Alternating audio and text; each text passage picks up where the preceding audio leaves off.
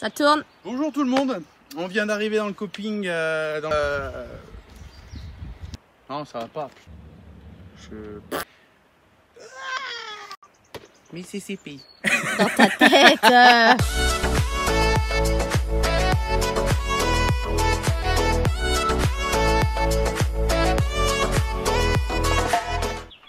Tu descends? Yes. Bonjour à tous. Et comme vous le voyez, on vient tout juste d'arriver dans le camping Lozère Naturel. On vient tout juste de s'installer en plein parc des Cévennes. On est remonté un petit peu pour adoucir les températures par rapport à la canicule. Et je voulais justement vous parler des 5 incontournables quand on arrive sur un terrain comme celui-ci, que ce soit dans un camping ou ailleurs dans la nature. Un terrain qui n'est évidemment pas à plat.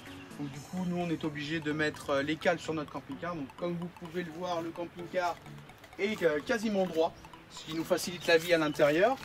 Et même les cales, vous verrez la différence entre les deux roues, puisqu'elles sont du côté droit, ne sont pas à la même hauteur, de façon à être le plus droit.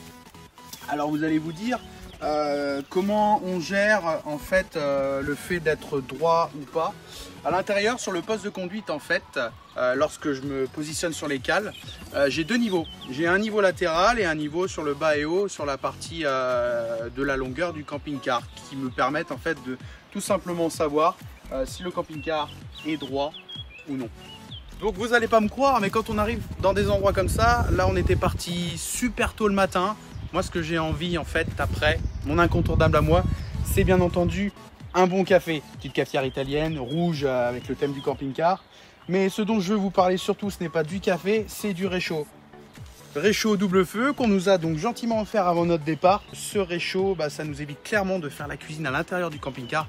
Et quand on est encore sur des périodes de canicule comme celle-ci, on n'a pas envie de réchauffer la température intérieure du camping-car. Et quoi de mieux au final que de faire la cuisine dehors en pleine nature. Les gants, pour moi très pratique, je pense que pour beaucoup de monde également, tout simplement pour vider les eaux grises du camping-car. J'ai une trappe à ouvrir juste en dessous pour vider les eaux grises. Sinon c'est vrai qu'en termes de protection, pour tout ce qui est réparation, etc. dans le camping-car ou ailleurs, c'est pratique, j'arrive pas à le mettre. C'est bon, on y est, il fait chaud, c'est compliqué.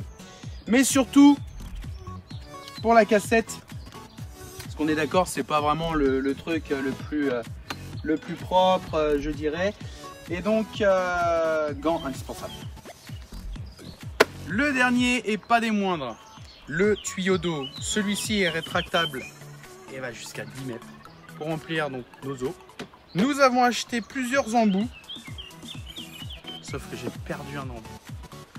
Alors surtout, n'oubliez jamais, regardez sur les robinets où vous branchez votre tuyau, n'oubliez jamais votre embout.